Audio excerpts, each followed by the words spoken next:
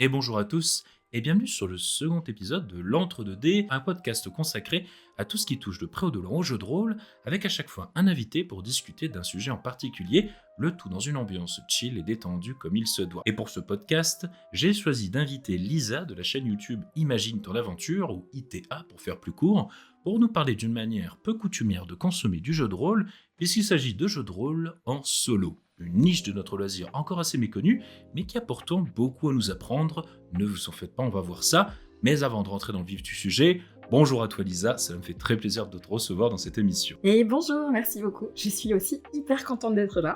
Ça fait plaisir. Alors, j'ai découvert ta chaîne, on va en parler justement un petit peu justement un peu en guise de première question. Donc bon, évidemment, pour les auditeurs qui nous écoutent ce podcast, le lien vers la chaîne de Lisa est bien évidemment en description. Vous pourrez aller voir ça et feuilleter, après avoir écouté ce podcast, bien sûr, tout de même.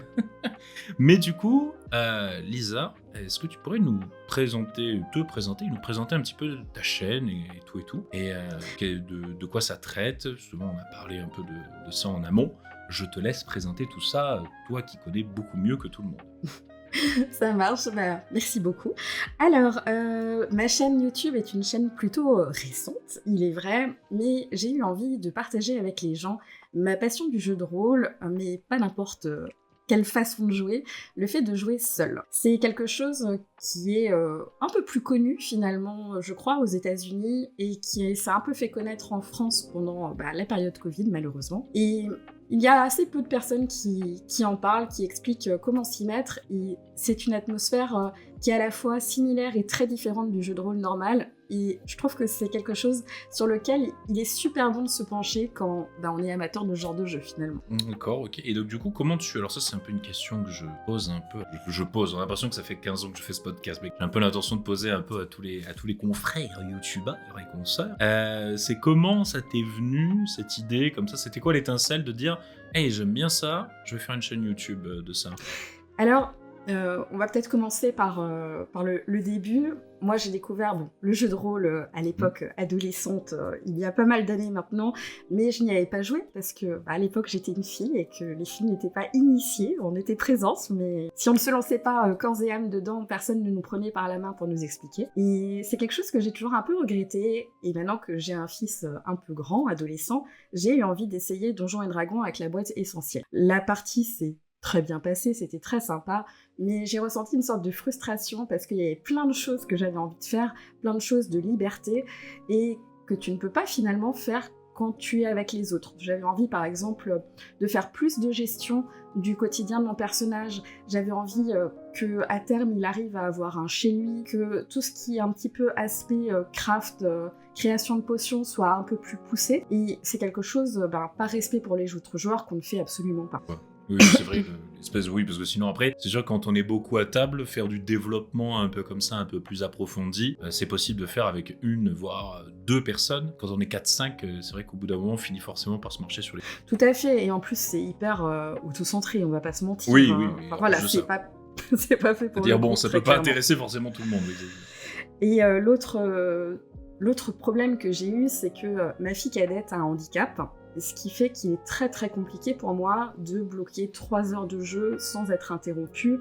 Je suis parfois interrompue de façon définitive, où je vais pas pouvoir revenir à une table ou des choses comme ça. Et j'avais vraiment super envie de découvrir le jeu de rôle quand même. Je me suis complètement épanouie en l'essayant, en pouvant aller où je veux, faire ce que je veux. Et j'étais très très frustrée à ce moment-là. Et là, en faisant des recherches sur internet, j'ai découvert qu'on pouvait jouer seul. J'ai essayé et j'ai trouvé ça tellement parfait que j'ai même pas envie de retourner à une table en fait. Ah oui, d'accord, même carrément, on est... tu y es parti pour ne jamais revenir, d'accord. Bon. Tout à fait. Après, c'est absolument pas incompatible avec le jeu sur table. J'ai quand même une table avec des enfants de ma famille que je fais, mais je ressens pas du tout de frustration du fait de pas jouer avec d'autres joueurs. Et même au contraire, j'adore toute cette possibilité de pouvoir jouer à un jeu de rôle juste 10 minutes entre midi et 2 ou pendant 3 jours parce que j'ai des vacances, sans avoir besoin d'imposer mes horaires, de demander les horaires des autres et ce genre de choses. Enfin, je trouve ça vraiment absolument merveilleux. Oui, ça c'est vrai que tu soulèves un point qui est très fort, le fait de l'accessibilité en termes de temps, qui est forcément bêtement bat à plate couture le jeu de rôle, le jeu de rôle en groupe, ça a même devenu un mème avec le temps, sur le truc de trouver au fur et à mesure au gré des agendas un petit peu les temps un peu, parce qu'il y en a toujours un qui peut pas, il y en a qui se désistent au dernier moment, il y en a un qu'il faut arriver un peu à crossover un petit peu les agendas de tout le monde, donc ça c'est vrai que par tranche comme ça de 10 minutes c'est même assez intriguant. Mais du coup, bon, avant de développer un peu plus avant les bienfaits du jeu de rôle solo, etc., je pense qu'il y a beaucoup de gens qui vont écouter ce podcast le jeu de rôle solo, ils connaissent le terme jeu de rôle, mais jeu de rôle solo, c'est un peu brumeux peut-être. Il faudrait peut-être comprendre un peu comment ça marche. Parce que la première pensée que tout le monde va avoir, c'est les livres dont vous êtes le héros. Est-ce que ça s'apparente à ça ou quelque chose un petit peu? Est-ce que tu pourrais nous faire un peu un résumé de l'expérience en elle-même, et pour un rôliste, disons, pour quelqu'un déjà familier des jeux de rôle, mais pour qui ce concept serait inconnu. Oui, tout à fait. Alors, les livres dont vous êtes le héros, pour moi, il faut complètement les dissocier du jeu de rôle solo. Alors, je ne lance absolument pas un débat, parce qu'il y a des gens qui font des livres dont vous êtes le héros, qui sont très impliqués émotionnellement dedans, ou ce genre de choses. L'important, c'est pas de trouver une définition exacte du jeu de rôle, mais là, en tout cas, de ce dont on va parler, c'est de choses complètement différentes, parce que le livre dont vous êtes le héros, ce sont des livres où vous êtes sur des rails, quand même. Vous avez tout le temps des embranchements, vous choisissez l'embranchement qui vous paraît le mieux. Parfois, bon, il y a des petites subtilités un peu différentes, hein, là n'est pas la question, mais là où le jeu de rôle solo va être très différent, c'est que vous arrivez dans un monde qui est complètement bac à sable, en fait, et vous pouvez faire tout ce que vous voulez. Vous pouvez vraiment brûler un village, marcher pendant des jours dans la montagne, c'est pas un problème. Tout ce que vous pourriez faire avec un MJ à une table est faisable, et voire même peut-être un peu plus, puisque vous n'allez pas avoir quelqu'un en face de vous qui va essayer, quand même doucement, pour une campagne préparée, de vous ramener doucement un peu dans le centre de l'aventure. Alors pour répondre à ton autre question sur mais comment ça marche du coup, parce que je me rends bien compte qu'au tout début, quand on découvre le jeu solo, c'est ultra flou en fait. On se dit mais c'est pas possible, comment on va savoir où il faut aller, ce qu'il faut faire et ce genre de choses. Et ce qui va rentrer en compte, c'est l'imagination. Alors ça, c'est déjà un premier palier qui fait un peu peur aux gens. Il faut pas du tout avoir peur de ça, parce que c'est quelque chose qu'on fait extrêmement naturellement sans s'en rendre compte, quel que soit son niveau en imagination, si je puis dire. Je sais pas si on peut calculer ça comme ça, mais voilà. Et en fait, il y a tout un système qui se met en place qui va permettre de vous aider et de vous guider. Donc en tout premier lieu, on a ce qui s'appelle l'oracle. En fait, l'oracle, c'est tout simplement le MJ. À votre MJ, vous allez pouvoir poser des questions pour lui dire, par exemple, voilà, est-ce que le bateau est très éloigné du quai ?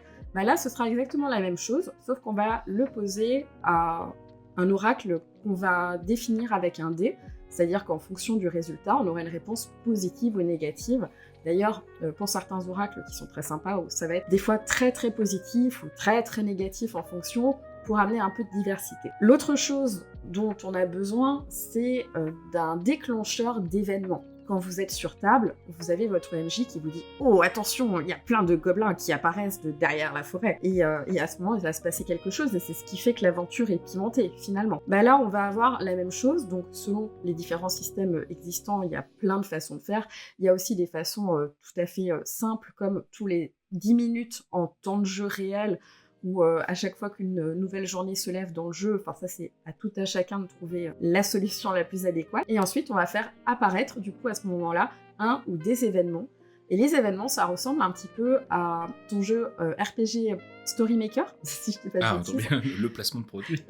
Voilà, c'est exactement un petit peu ça. C'est-à-dire que vous allez avoir un événement qui va être un événement vague, un petit peu flou, souvent. Alors, plus vague en général que tes cartes, mais c'est vraiment dans la même idée. On pourrait avoir, par exemple, une personne qui va revenir, que vous n'avez pas vu depuis l'enfance, ou ce genre de choses.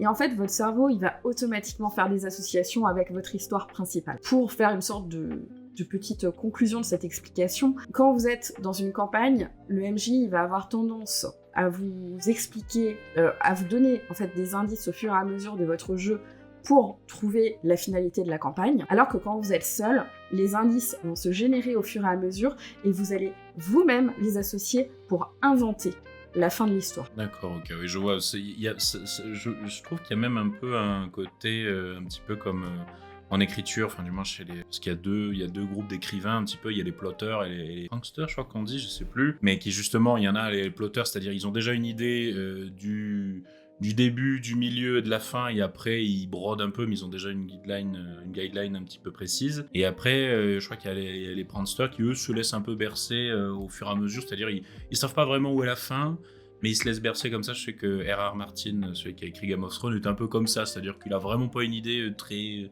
perçue de la fin, qui se laisse aller tout lui va, en contrepartie de Tolkien, qui lui avait déjà une idée très précise de la fin et qui du coup a tracé après. J'avais vu un petit peu ça, ça ses avantages comme ses inconvénients. Mais c'est vrai qu'il y a un peu plus, du coup, c'est un peu plus ce côté exacerbé, justement, dans le jeu de rôle solo, qui a l'air vachement sympa. Et en plus Oui, de tout ça, à fait. ouais, c'est vraiment, ça, c'est vraiment pas mal, du coup. Mais du coup, le setup, tu démarres un peu avec, on va dire, un début, on va dire, une situation initiale, un peu. Et après, tu te laisses porter, potentiellement, vers, au gré des oracles, des tables aléatoires, etc. Tu te laisses porter. Il n'y a pas vraiment une campagne à proprement tout tracer dès le départ, on va dire. C'est-à-dire... Et ben, ça dépend un petit peu en fait, et c'est aussi ce qui est très sympa dans le solo, c'est que tu peux complètement te lâcher et faire ce que tu as envie. C'est possible que tu partes sur une aventure où tu sais même pas qui est ton personnage, tu connais rien de son passé, tu sais rien, tu sais pas où tu es, si t'es dans une ville, en pleine campagne, vraiment tu te poses, disons, à l'intérieur d'une taverne, et puis tu lances les dés, tu génères les choses qui sont autour de toi, et puis au bout d'un moment, bah, automatiquement ton cerveau va créer une sorte de trame ou créer des objectifs, qu'ils soient d'ailleurs très importants ou un peu nuls, parce qu'on peut aussi faire du jeu de rôle sans vouloir tuer des dragons, disons. Excuse-moi, Oui, j'ai oui. un bug. Oui, non, vas-y, c'est pas de soucis. Mais du coup, en parallèle de ça, il y a aussi moyen de jouer en étant d'abord MJ. C'est quelque chose que j'aime beaucoup. Moi, j'ai pas envie de choisir en fait entre MJ et joueur. J'aime préparer et j'aime jouer ce que j'ai préparé. Et j'ai des campagnes où j'ai vraiment tout travaillé en amont, c'est-à-dire que j'ai quand même préparé une zone, j'ai préparé des maps, j'ai préparé une ville. Alors je ne sais pas vraiment qui y habite, ou parfois j'utilise même des villes déjà existantes. Par exemple, là j'aimerais faire jouer mon personnage de Donjons et Dragons dans la cité du Loup Blanc de Warhammer, parce que du coup la ville est construite, il y a déjà des PNJ, des choses comme ça. Donc ça va me donner des histoires un peu naturellement. Et mon personnage est beaucoup réfléchi, je suis très impliquée dedans, il a une histoire, il a des problèmes, il a un but final. Et des fois, je réfléchis même au fait qu'il y ait un super méchant, alors je vais pas le définir, mais qui est en train de, par exemple, je sais pas, détruire des villes au fur et à mesure de son avancée. Et alors, je vais partir là-dedans. Et là, ce sera du coup beaucoup plus préparé. Et c'est pas pour ça que ça va partir un peu en loukoum au cours de l'histoire, bien sûr, mais c'est aussi ce qui fait partie, je trouve, du charme du jeu de rôle, c'est qu'on est finalement quand même un être humain, enfin, généralement, et qu'on a des difficultés, et qu'on ne peut pas toujours faire en sorte que tout se passe comme dans un film, dans le bon ordre, en ayant les bons items, en ayant les bonnes choses pour avancer. Donc c'est vraiment possible de faire l'un et l'autre, et ça c'est très agréable parce que autant, voilà, préparer une campagne, bon, ça on aime ou on n'aime pas, hein, ça dépend de tout à chacun, mais le fait de pouvoir se lancer avec juste une feuille, un système solo et un crayon, c'est assez fantastique, quoi, et puis t'es pas obligé d'aller au bout de toutes tes campagnes, finalement, on s'en fiche. Oui, c'est ça, voilà, oui, toi, tu es quand même, d'ailleurs, tu avais fait une vidéo, justement, un petit peu là-dessus,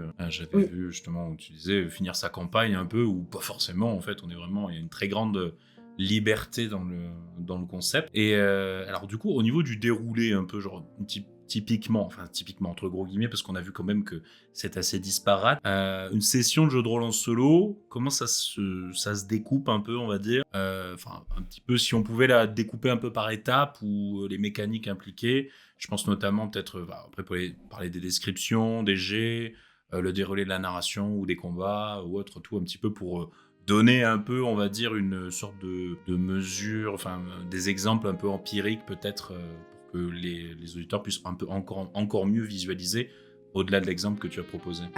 Alors je dirais que le plus simple sûrement, c'est peut-être de parler de visuellement, physiquement, IRL, ce qui est en train de se passer quand on joue. C'est qu'il faut absolument garder trace de ce qu'on fait. Donc on va avoir tendance à écrire. Donc plutôt que de verbaliser avec les autres à table, et d'avoir un MJ qui va essayer de retenir la majorité des données et de prendre des notes, là on va directement écrire. Alors après, bien sûr, je dis écrire parce que c'est la majorité, mais t'as des gens qui jouent à ça en vocal, t'as des gens qui font des dessins de leur aventure, mais eux, ils sont dingos parce que c'est un boulot monstre. Il y a des gens qui tapent au clavier au fur et à mesure. Et voilà, et tout simplement, tu laisses glisser ta plume. Et puis, tu racontes un petit peu. Ce qui fait le plus souvent, c'est de parler à la troisième personne comme un narrateur. Et tu commences tout simplement par là avec Bitonio est assis dans la taverne, il regarde autour de lui, tu poses ton stylo, tu demandes est-ce qu'il y a beaucoup de gens dans cette pièce, tu lances ton dé, t'as ta réponse, puis tu écris. Il regarde autour de lui, la salle est vide, ce n'est pas normal. Et en fait, tu vois, l'imagination va un petit peu toute seule découler. Et dès qu'il y a quelque chose dont t'es pas sûr, ou dont tu veux une surprise, finalement, tu lances tes dés, et puis tu as ta réponse. Alors après, au niveau du jeu dedans, alors pour le système, je vais peut-être parler de celui que je préfère, mais ça va changer en fonction des lieux. C'est-à-dire que tant que tu es dans un lieu, tu vas jouer un petit peu ta scène, et puis quand tu changes de lieu, donc que tu sors d'un bâtiment, que tu traverses une ville, à ce moment-là, tu vas venir apporter des événements que tu vas ajouter à ton histoire. Voilà, c'est un petit peu la chronologie, puis tu fais ça tout du long, jusqu'à souvent la mort, parce que quand on est seul, c'est un peu plus difficile. Oui, d'accord, ok. Et du coup, donc, en fait, et pour les combats, c'est comment ça se déroule en fait aussi, c'est pareil. Du coup, ce que là, pareil, on a. Tu fais pas de placement tabletop avec des figurines ou autre, on est vraiment sur de l'imaginaire et tu imagines comment le combat se déroule et tout. Alors ça va complètement dépendre du jeu de rôle auquel la personne va jouer, parce que c'est vrai que je l'ai pas dit, mais parce que moi j'aime bien Donjons et Dragons, mais je l'ai pas dit, mais la totalité des jeux de rôle existants sont compatibles avec le fait de jouer seul. Voilà, déjà. Et donc là, en fonction du jeu de rôle que tu as, tu vas faire en conséquence. Moi je joue à Donjons et Dragons, ce qui fait que quand j'ai un combat, je sors ma petite battle map, je sors mes petits tokens, et puis je fais le combat, en fait, tout simplement. Sauf que je joue aussi l'ennemi. Et j'essaye de le jouer logiquement, de le jouer comme le ferait un MJ bienveillant et normal, même si c'est pas toujours facile parce qu'on a tendance à être un peu dur avec soi-même, mais j'essaye d'être réaliste, en fait, dans ma façon de faire. Ou alors, on peut aussi utiliser des tables de type table aléatoire qui permettent de dire comment va réagir le mob pour donner un petit peu de piment dans un combat. D'accord, ok, oui, donc c'est vraiment pas mal. Alors, ce qui est vraiment très intéressant aussi dans toute la description un peu que tu as faite, c'est la trace écrite, je trouve ça, c'est vraiment... Du coup, après, toi, du coup, chez toi, tu as des carnets, du coup, de traces écrites de tes campagnes, ou du moins de tes scénarios que tu as joués. Tout à fait. J'ai effectivement un carnet, en fait, qui va regrouper mes principaux outils, dans lequel j'ai toutes mes campagnes. Donc, dans une campagne, en général, j'ai plusieurs fiches de notes, où j'écris donc mon aventure, les fiches personnages, des petits outils aussi qui sont faits en général pour le solo, mais sur lesquels on va pas s'attarder. Et puis j'ai d'autres intercalaires avec par exemple l'oracle, pour l'avoir facilement sous les yeux, et des petits mots-clés qui peuvent aider, parce que par exemple, si les MJ vont sûrement comprendre, mais des fois quand on a une panne d'inspiration, il suffit d'un ou deux mots pour tout de suite déverrouiller l'imagination. On va utiliser un peu ces mêmes techniques-là. Et du coup... ça me permet d'avoir plusieurs campagnes en même temps. Je crois qu'actuellement, je dois avoir, faudrait que je les compte, mais je dois avoir 5 ou 6 campagnes que je joue en fonction de mon envie du moment, comme le soir quand tu vas te poser sur ton canapé pour regarder une série, t'as pas toujours envie de voir un truc avec des zombies, t'as pas toujours envie de voir un truc gnangnan, tu vas choisir en fonction de ton humeur, et là c'est un peu la même. En fait. D'accord, ok. Donc il y a un peu ce côté un peu écriture, il y a un mélange un peu écriture interactive, un peu le truc où en plus de ça on laisse un peu l'histoire au gré d'un certain hasard et de l'imagination qui en découle. Du coup, c'est vraiment très intéressant. Alors c'est marrant parce que je m'imaginais pas ça du tout comme ça, mais en même temps je sais pas trop comment je m'imaginais la chose en elle-même, donc forcément oui, c'est vraiment très flou. Hein. Ouais. Mais c'est vrai que ça me donnerait, ça me donne envie d'essayer ça du coup, parce que ça a l'air vraiment intéressant. C'est un super outil, c'est un super outil pour jouer seul, ça soit, mais c'est aussi un super outil pour les MJ, parce que y en a beaucoup qui s'en servent, je le vois sur ma communauté, soit pour tester un nouveau jeu de rôle. Par exemple, s'ils veulent le faire jouer à table, des fois ça fait du bien d'être soi-même joueur dedans, de voir comment ça se passe, de comprendre les règles, d'être confronté à des choses auxquelles on n'aurait pas pensé en lisant tout simplement les règles, et puis de voir un petit peu le ressenti en tant que joueur face à un nouvel univers, finalement. Ça permet à d'autres de tester une campagne, quand ils l'ont créée de A à Z, des fois on a besoin d'un retour, mais le retour, tu peux pas l'avoir avant d'avoir lancé ta table. Donc, si tu as des ajustements à faire, c'est trop tard. Et tu as même des entraînements de MJ qui se font où l'oracle, donc qui remplace le MJ, plutôt que de remplacer le MJ, il va remplacer le joueur. Et dans ce cas-là, il s'entraîne à MJ.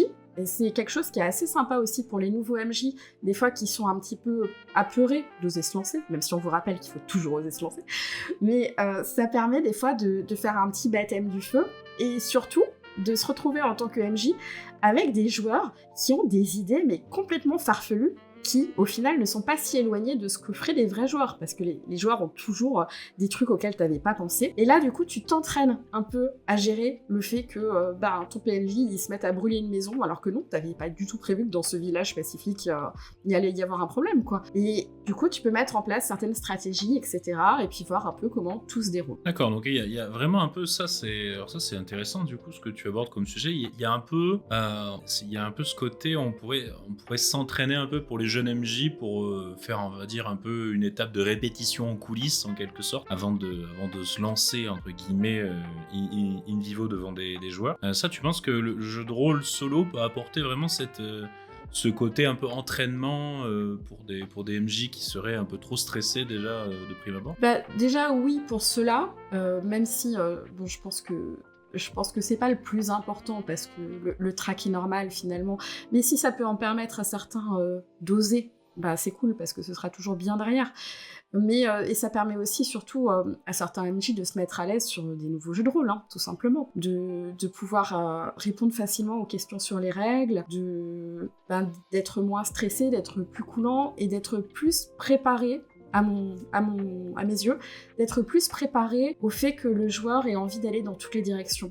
Parce que ça, c'est parfois un problème sur table, t'en parlais souvent dans pas mal de vidéos, mais c'est vrai que c'est souvent un problème sur table où tu as tendance à laisser tes joueurs sur des rails quand même, et dès qu'ils commencent un petit peu à essayer de faire des trucs foufou, tu te sens perdu, t'as peur que l'objectif en vue soit annulé. C'est aussi naturel et humain, quoi. Mais là, le fait de s'y confronter un petit peu en boucle, ça fait qu'au moment en tant que MJ où ça t'arrive, t'es beaucoup plus à l'aise. Et puis t'as des solutions sous la main, et puis t'auras peut-être même préparé des tables aléatoires qui peuvent t'aider, ou voilà, trouver pas mal de petites solutions personnelles qui vont permettre de rendre le jeu plus simple. Peut-être aussi déceler peut-être des expériences qui pourraient être frustrantes un petit peu, faire une sorte d'un peu de bêta-tester sa manière, par exemple, je pense surtout à me jeter les combats ou autres, qui des fois peut-être tu te rends pas compte, il y a des fois un peu une incompréhension, comme si on parlait pas le même dialogue, entre ce que les joueurs vivent ou ce que les joueurs ont envie de faire, et comment le MJ perçoit son expérience de jeu, comment il la propose, comment elle est vécue par les joueurs.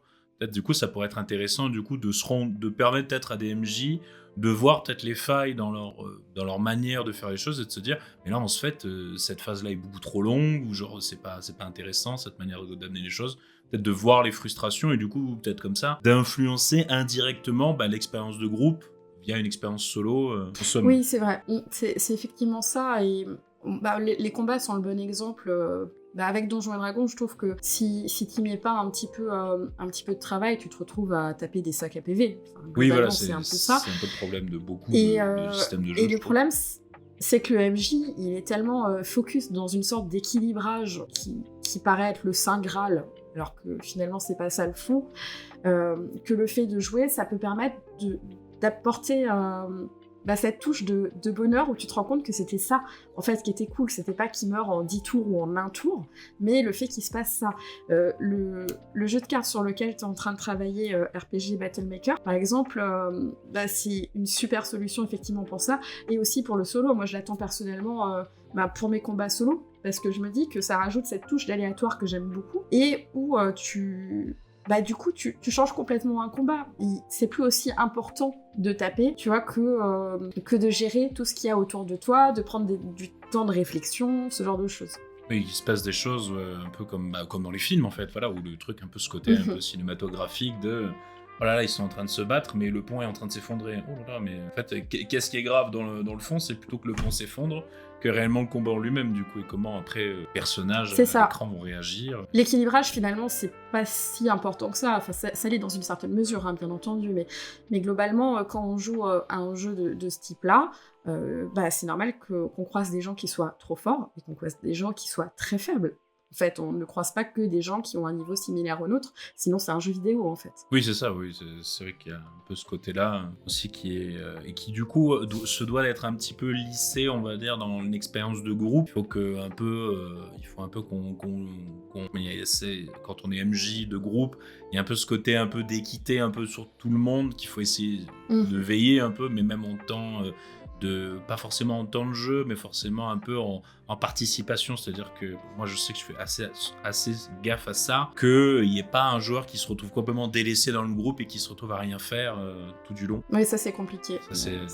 Mais je n'aurais malheureusement pas trop d'avis, parce oui, que mais je suis pas assez du coup c'est avancée intéressant là-dessus. parce que peut-être en faisant un peu justement bêta-testeur comme ça, on peut voir ce que ça fait de peut-être se retrouver de se retrouver dans telle ou telle situation en tant que MJ, et ça peut être intéressant sans pour autant être joueur. Je pense notamment. Surtout que tu peux tout à fait émuler, Oui. soit émuler 4 joueurs, soit jouer toi-même 4 joueurs. Oui, voilà, c'est ça, oui. Voire même directement les fiches personnages que tes joueurs ont déjà imaginées pour eux-mêmes, histoire de voir un petit peu qui fait quoi à quel moment, est-ce que tu vas utiliser chaque fiche personnage autant les unes que les autres. Ça peut tout à fait aider à ça. D'accord. Est-ce que tu penses du coup, parce que là on est un peu justement en train de parler à la fois du JDR en groupe et JDR solo du coup, est-ce que tu penses qu'on peut avoir une expérience, on en a un petit peu parlé au début, une expérience aussi immersive que dans une partie en groupe, qui est une vraie partie, mais les deux se valent, mais est-ce que tu penses qu'on peut avoir une expérience immersive de la même manière, ou c'est un peu différent, pas tout à fait pareil? Alors, pour moi, c'est un peu différent parce que tu vas quand même perdre l'aspect social.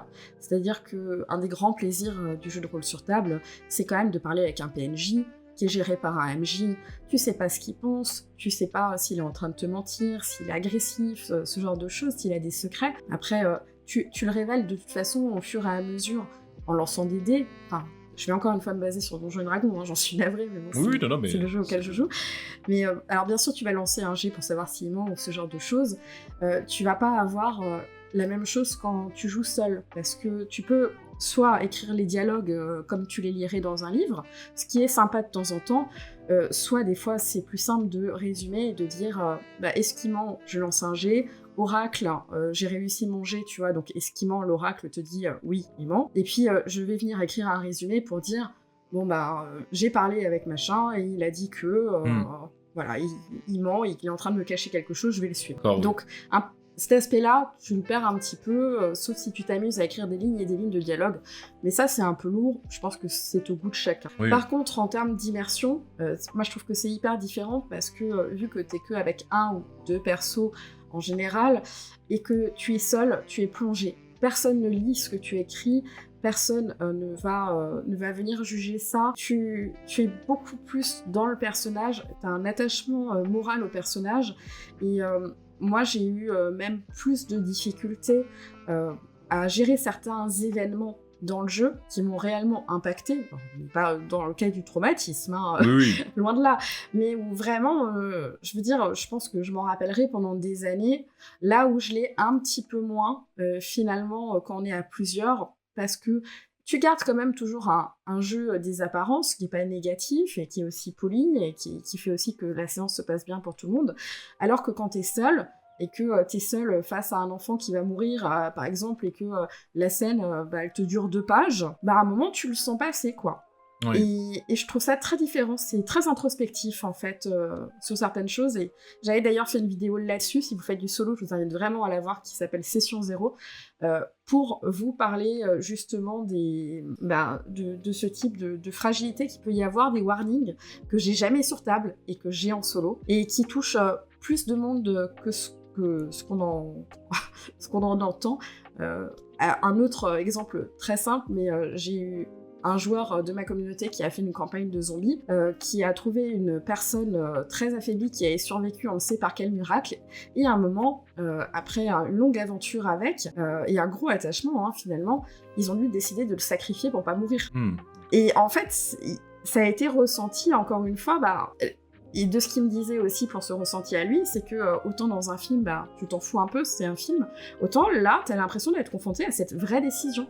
Est-ce que tu le fais, est-ce que tu le fais pas? Donc, Moi j'aime beaucoup parce que je vis beaucoup plus intensément en fait les aventures que quand je la partage. D'accord, oui, oui, justement, et comme on disait, justement, il y a un peu plus d'espace pour pouvoir vivre plus intensément l'aventure. Peut-être que forcément en groupe, comme tu le disais, on doit un peu garder, c'est-à-dire on a une certaine retenue pour pas non plus s'épandre et peut-être prendre la place de personnes ou autres et tout. Voilà, il y a un peu ce côté un peu poli où quand même, bon, on essaye de rester dans une retenue, même pas forcément énorme, hein, mais simplement, ça n'est pas pareil complètement que ce qu'on peut avoir quand on est tout seul. Et justement, alors t'as parlé un peu justement d'émotions fortes, on va dire. Est-ce que toi, du coup, t'as une campagne ou un scénario qui t'a vraiment marqué à part entière tu peux nous faire un résumé ou nous répondre simplement oui, hein, si c'est... Bien sûr. Et ben, figure-toi que j'ai bien réfléchi à cette question et j'ai pas trouvé parce qu'elles m'ont toutes marquées et je les ai toutes vécues vraiment comme des films très intenses et je me suis dit que j'allais parler de celles que j'ai vécues juste hier soir. Ah, voilà. Très bien. J'ai eu envie d'essayer Spelljammer. Donc ce qui est très cool avec le solo, c'est que déjà, si tu maîtrises pas complètement des règles, c'est pas grave, t'as le temps d'aller les lire quand tu sais pas quelque chose et que tu peux un peu bidouiller à ta sauce hein, aussi très simplement parce que tu déranges personne si finalement t'annules une règle maison ou quelque chose comme ça. Et j'avais l'objectif de sauver ma sœur qui, de ce que j'imaginais, même si du coup j'en étais pas sûre, avait été pris par des flagelleurs dans des mines en tant qu'esclave, enfin un truc ignoble comme d'hab, on est dans Spelljammer. Et puis j'ai commencé mon aventure pour essayer de m'acheter un bateau qui coûte très très cher, donc je me suis dit je vais faire plein de quêtes, je vais vivre une aventure un petit peu classique mais où je vais avancer pour pouvoir aller la chercher. Et je suis tombée sur un événement en plein milieu de ma partie de hier soir qui m'a dit il vous reste 3-4 jours en gros pour aller la sauver sinon elle meurt. Et du coup j'ai dû prendre une décision lourde, est-ce que j'allais tout plaquer en fait et courir essayer de détourner un bateau ou est-ce que j'essayais d'être safe et de faire au mieux. Donc il m'a paru logique dans le roleplay de mon personnage, parce que je pense que c'est important quand même d'essayer de toujours rester RP, en fait, ça fait partie du jeu, de tenter de détourner ce bateau. Et j'étais pas loin, mais je suis morte, voilà. Ah d'accord. Oui, donc en plus de ça, on peut avoir vraiment des histoires tragiques. J'étais déchirée et je savais que mon plan était foireux en fait, parce que voilà, se cacher dans un bateau où il faut réussir à gérer un équipage de 20 personnes, donc j'ai réfléchi à des stratégies, hein, j'en ai même parlé sur ma communauté, on était tous en train d'essayer de trouver une solution, empoisonner le bateau, tuer le capitaine, etc. Et au final, j'ai réussi à tuer le capitaine. J'ai raté mon jet d'intimidation sur l'équipage. L'oracle a dit qui m'attaquait. Et c'était fini, en fait. Et quand c'est brutal comme ça, ça marque. Mais ça fait aussi partie de l'aventure, quoi. Et ça n'empêche pas demain d'en lancer une nouvelle. Oui, c'est ça. Après, il y a ce côté, en fait, aussi, comme tu le disais aussi, on peut... Enfin, alors, on peut relancer, on peut prendre 10 minutes par jour. Enfin, il y a vraiment, on parlait de l'accessibilité en termes de temps. C'est moins dramatique qu'un joueur qui meurt subitement au milieu ou genre le groupe entier qui meurt et qui finira jamais la campagne. Et on se retrouve un peu comme deux ronds de flanc là, en se disant super, dis donc, ça fait un moment qu'on fait toute cette campagne. Là, il y a ce côté un peu de dire c'est pas grave, hop, on passe à une autre histoire et autre, et ça fait, voilà, ça a fait quelque chose. Bah oui, c'est ça. Et puis en plus, t'as le droit de tricher. T'es seul, t'as pas de compte à rendre. Si tu détestes quand ton personnage meurt parce que ça te frustre, t'as le droit de dire non, je relance les dés, tant pis, ou je reprends ma partie il y a 1 heure et je vais faire les choses autrement.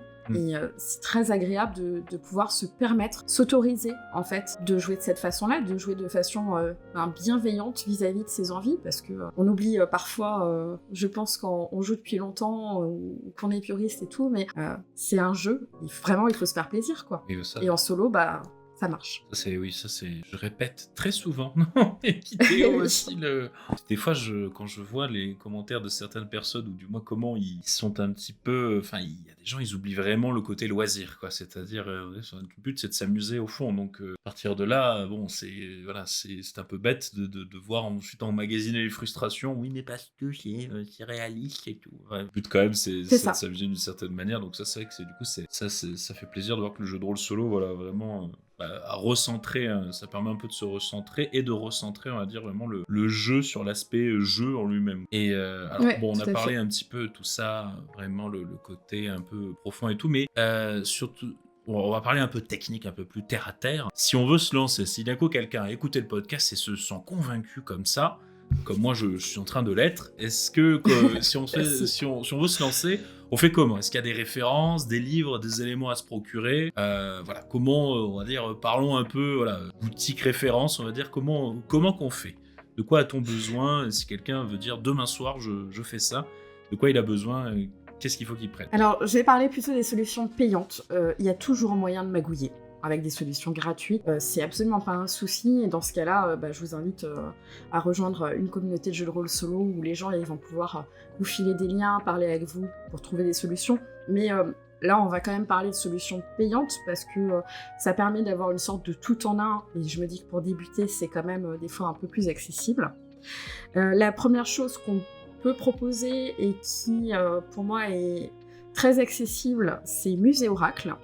Donc Musée Oracle, c'est un ensemble de cartes avec un livre. Alors le livre est une introduction au jeu de rôle. Ça va un petit peu reprendre toutes les choses dont on a parlé là, sur les bienfaits du jeu de rôle, sur la façon de le faire, reprendre vraiment un petit peu des bases, des exemples, des choses comme ça. Et le jeu de cartes, en fait, est un gros mélange de mots-clés, de petites situations et de choses comme ça, qu'on va venir piocher au fur et à mesure de son jeu solo. La limite pour moi, par rapport à ce système, c'est que les événements ne sont pas imposés. Et moi, j'aime beaucoup quand le jeu vient me mettre dans les dents, tiens, il se passe ça. Gère et débrouille-toi. Mais je sais que dans ma communauté, il y a énormément de gens qui adorent ce système-là. Et en tout cas, ne serait-ce que le livre vaut le coup d'œil si on a envie de se familiariser un petit peu. En autre solution payante, mais en anglais cette fois, même s'il est tout à fait possible de le traduire avec Google Traduction au besoin, c'est Mythic. Mythic, c'est du coup beaucoup plus compliqué. Là, il va falloir quand même se dire, je me donne un jour ou deux entier pour lire le bouquin. C'est pas compliqué à utiliser, mais c'est dense, quoi. Au début, il faut un petit peu s'armer de courage. Par contre, c'est très très fonctionnel.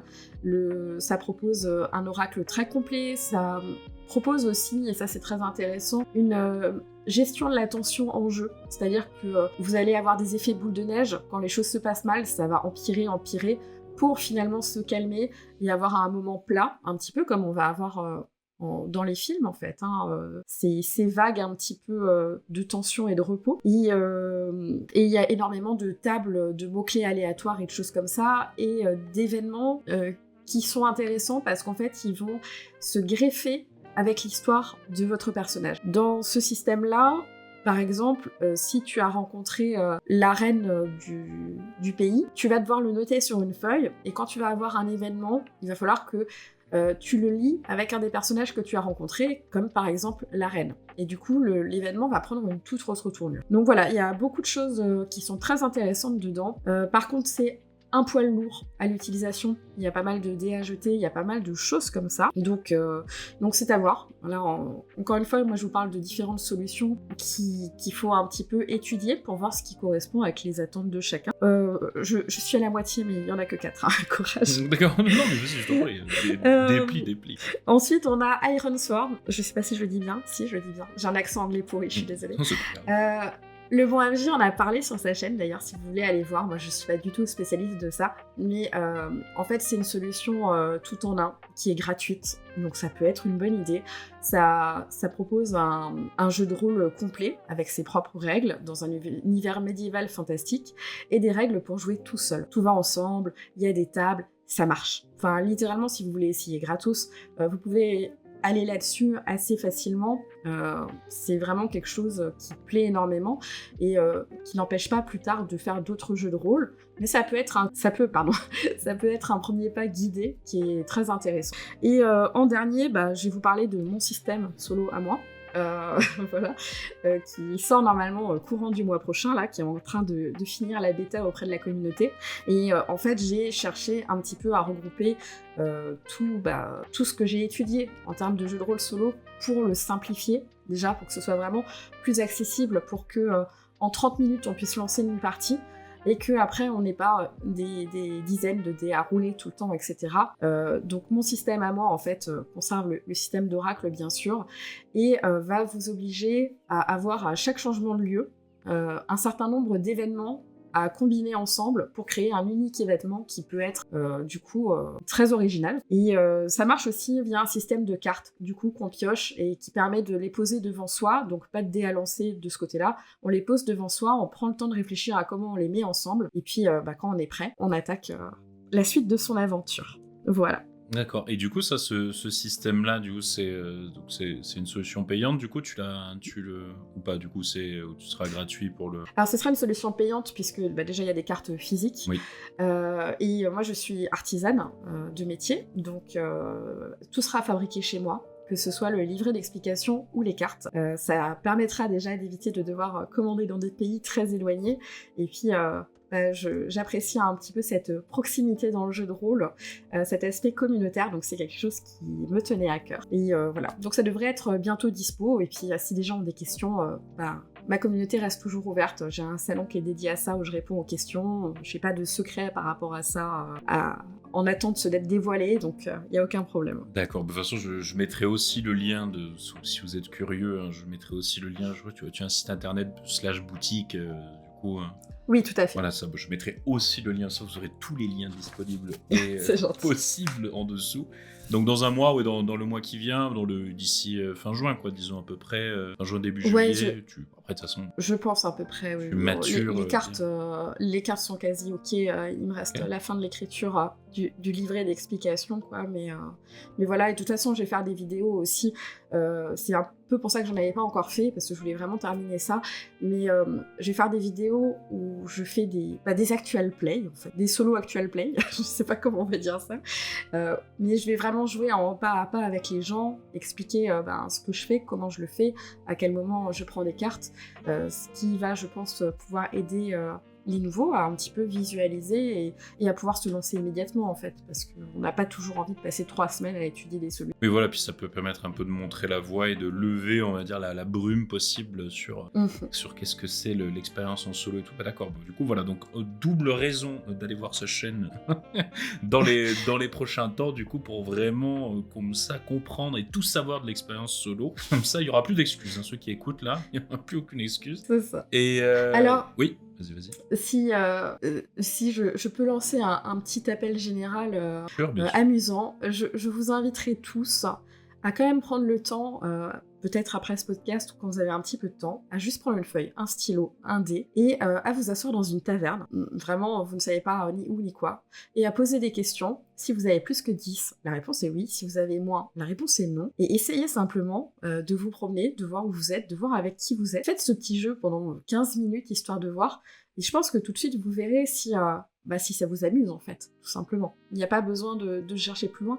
Et il vaut mieux se lancer tôt, parce que les gens, souvent, comme avec le jeu de rôle, ont le sentiment de devoir tout maîtriser avant d'oser se lancer, alors que là, c'est le contraire, il faut y aller et puis après adapter en fonction de ce qui nous manque. Oui, c'est d'ailleurs ce qui rebute, enfin c'est une des choses qui rebute beaucoup de gens à se lancer en tant que MJ dans le jeu de rôle, c'est, MJ ou même parfois joueur, mais c'est vraiment le truc de se dire, oh là là, mais il va falloir que j'absorbe 15 kg de règles, ça va être difficile, ou le trac de se dire, non mais jamais j'oserais, mais bon là, plus d'excuses possibles, il n'y a plus besoin d'avaler 15 kg de règles.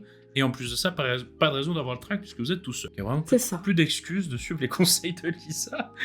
sans même préparer de personnages, sans savoir si c'est une fille, un garçon, de quelle race ou quoi. Vraiment, juste asseyez-vous, posez des questions, amusez-vous et voyez si votre esprit vagabonde déjà vers des aventures folles, quoi. Souvent, ça arrive. Ok, et du coup, il y aura... Alors, tu avais cité en termes de ressources aussi, il y avait des Discord, du coup, donc je mettrai le lien...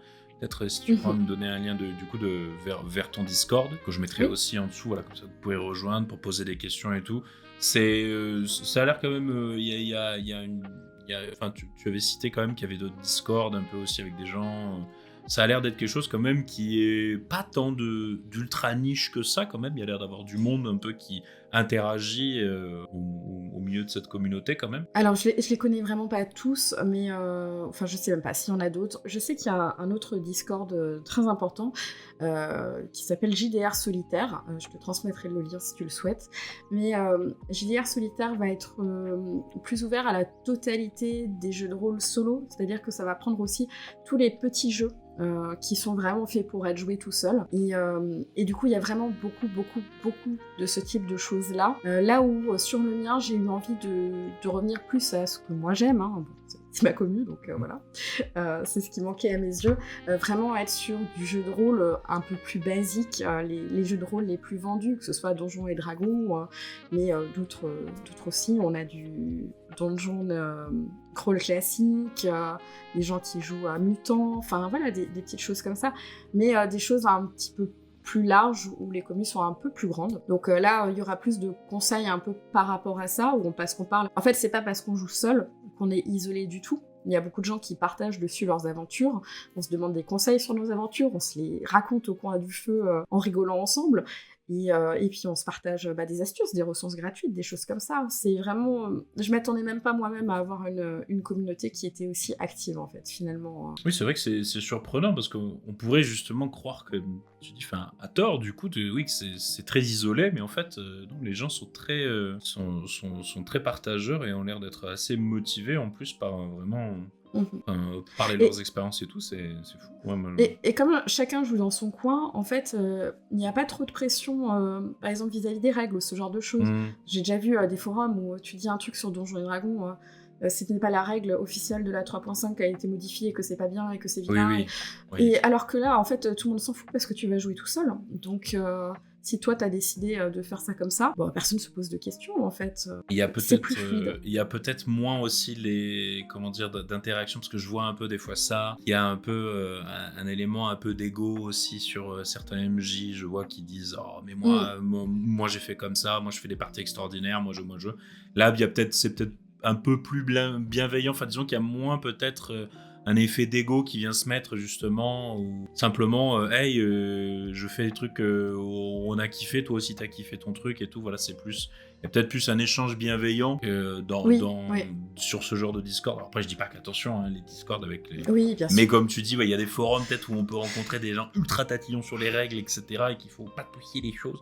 Les puristes, C'est ça. Mais ne prenez pas la bouche, hein, si vous êtes puriste et que vous écoutez ce podcast, mais bon, des fois, un peu d'eau dans le vin, calmez-vous. C'est ça, en fait, il n'y a aucune concurrence, parce que ton aventure, déjà, ne peut même pas être 2 fois la même en la jouant toi-même. Oui. Donc finalement, il n'y a aucun intérêt, tu peux pas te mettre sur le devant de la scène.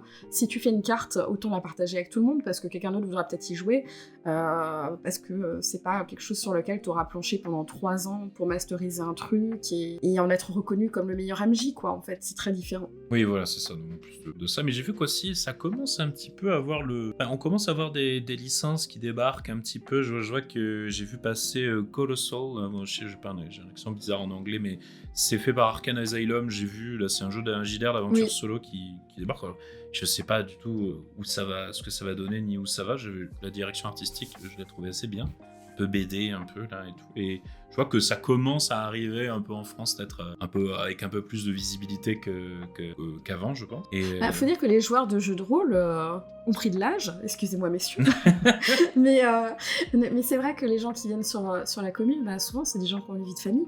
Et puis ils sont emmerdés de laisser tomber leur loisir, parce que tu n'as pas spécialement envie de laisser ton conjoint seul toute une soirée, alors qu'il y a des enfants en bas âge, t'es parfois trop fatigué, voilà, c'est beaucoup de choses comme ça. Et puis le solo, du coup, c'est une solution qui est vraiment viable pour trouver un compromis, et qui n'empêche pas plus tard ou moins souvent d'avoir des tables, en fait. Oui, voilà, de retomber dans les tables. Donc, et du coup, alors là c'est un peu, on arrive lentement mais sûrement vers la fin du podcast. Là, c'est un peu la portion un peu pensée libre. Est-ce que tu as une question ou un sujet durant lesquels les prochaines minutes, on peut parler de ce sujet dans les prochaines minutes.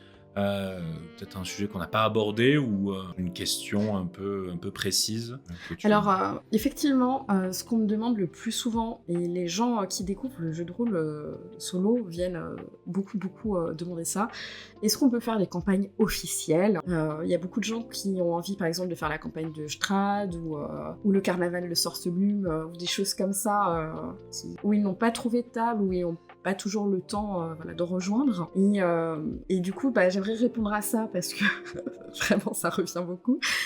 Oui, c'est possible, mais non, c'est pas génial. Ah. Effectivement, les gens demandent si tu peux jouer sans te faire spoil. Moyennement, c'est-à-dire que tu es pas bête, tu vas pas lire tout le livre en avance. Oui. Mais par contre, si t'arrives dans une zone et que tu comptes y jouer, il faut bien à un moment que tu lises le résumé de la zone. Et oui, forcément. Pour savoir ce qui va s'y passer. Oui. Donc finalement, t'as une sorte de pré-spoil, un petit peu, qui se joue un peu différemment, parce que du coup, il va falloir que tu dises un petit peu à l'avance, bon, je compte faire ça, puis je lis, puis je vais quand même faire ce que je comptais faire et gérer les conséquences. Et en fait, c'est moins fluide, c'est moins rigolo que d'avoir juste des éléments qui te tombent dessus comme te les donnerait ton MJ. Et c'est vraiment pas quelque chose par lequel il faut commencer. C'est possible de le faire. Moi, je fais actuellement 2 campagnes officielles comme ça parce que j'avais envie de les découvrir, tout simplement. Du coup, je les fais plus par curiosité que pour les vivre à 200% comme sur une table.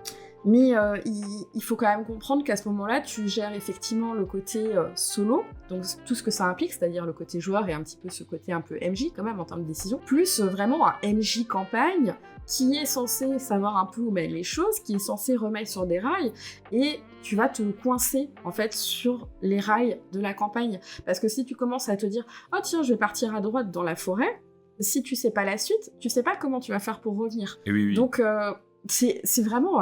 psychologiquement, c'est fatigant, c'est épuisant, c'est faisable, c'est quand même fun à faire, il y a pas de problème avec ça. Mais il faut le faire quand on maîtrise bien le solo plus tard, il faut pas se lancer directement dedans. Par contre, ce qu'on peut tout à fait faire, c'est prendre le livre de Strahd, par exemple, parce que celui-là, c'est celui qui revient le plus, se poser à l'entrée de la carte, on met la carte sous les yeux, puis commencer à jouer en bac à sable, et puis rien n'empêche de prendre le livre de temps à autre, parce qu'on vient d'arriver dans un village, pour lire des informations sur ce village, et puis continuer à faire du bac à sable dedans en prenant un petit peu en compte les différents éléments. Encore, oui, voilà, de garder un peu un setup, on va dire, un peu pour tout la campagne, mais vraiment suivre, oui, de toute façon, c'est un peu obligé de suivre une campagne vraiment de long en large. C'est un peu plus, c'est un peu plus fastidieux, parce que, comme tu le disais au départ, le jeu de rôle solo se laisse très aller au gré de l'imaginaire, et se prête pas forcément non plus trop à tout le temps devoir faire du recadrage rituel. C'est ça. C'est d'ailleurs, en fait, même si on vend le jeu de rôle, je le dis un peu des fois dans des vidéos aussi, même si on vend le jeu de rôle en groupe, j'entends, comme quelque chose qui se laisse très vite porter par l'imaginaire à tout va et tout, on recadre assez souvent, le MJ a plein d'artifices un petit peu pour dire oh, tournez à droite ou à gauche, ah vous tournez à droite, mais en fait il y a la même destination qu'à gauche mais vous le voyez pas. Oui, il y a toujours un petit peu des manières un peu détournées de remettre dans le rail, chose qui ne peut pas se voir parce que c'est un subterfuge que les joueurs ne peuvent pas déceler parce que c'est un subterfuge du MJ. Mais c'est comme se faire un tour de magie à soi-même, quoi. C'est-à-dire en solo, on va le voir, oui, on sait très bien qu'on a caché la pièce derrière son index. C'est pas... L'effet waouh est beaucoup moindre. Et puis souvent, du coup, il n'y a même pas d'intérêt en solo puisque tu sais toi-même pas ce qu'il va y avoir au bout des 2 chemins. Oui, voilà, c'est ça. Et le dernier point que j'aimerais mettre au milieu de la table, c'est les règles. Quand on joue seul, on peut complètement tout adapter.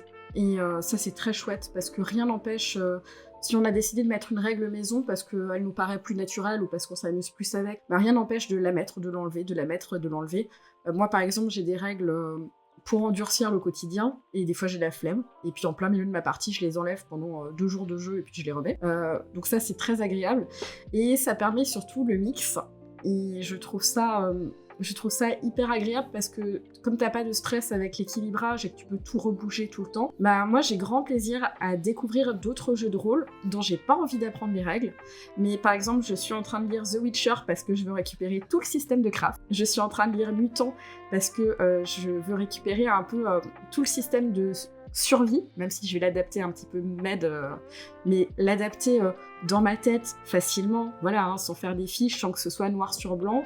Et voilà, j'ai pas mal de petits jeux de rôle à côté comme ça, Warhammer aussi pour la difficulté un peu du quotidien. On peut venir pomper partout, comme le fait un MJ qui essaye de créer une campagne, sauf que ça va beaucoup plus vite parce qu'il n'y a pas besoin d'expliquer à 4 personnes ce qu'on a en tête. Et que si ça foire, et ben on s'en fout si au début de la campagne on a réussi à faire ça et qu'après ça marche plus, bah il n'y a pas besoin de dire bon, session 0 bis, en fait cette règle-là, elle change, tout ça, poubelle. On fait juste comme on a envie, on peut tout mélanger, on peut vraiment beaucoup s'amuser.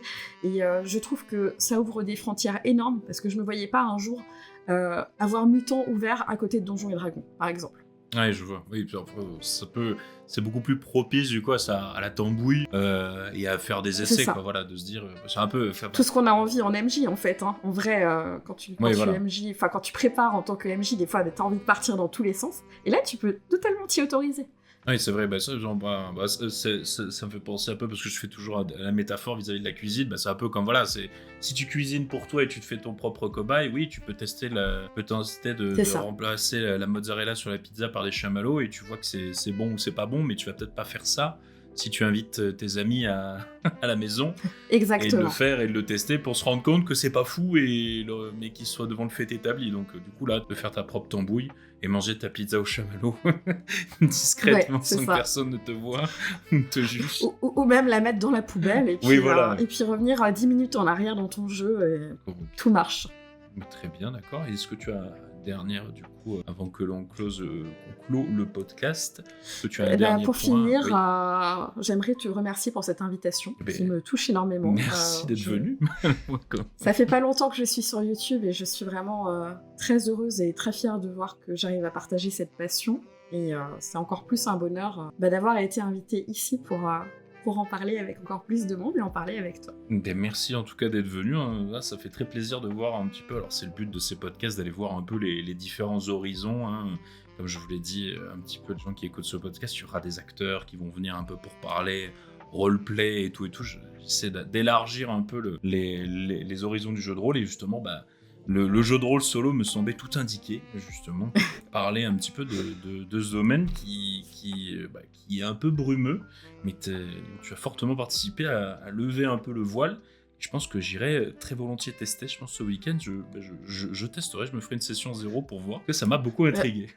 J'attends un retour de ta part, alors quand même. Ouais, je serais très curieuse de connaître tes impressions. Du coup, merci beaucoup, voilà, d'être venu, de nous avoir donné envie, j'espère, à beaucoup de gens. Et donc, merci à vous aussi d'avoir écouté ce podcast jusqu'au bout.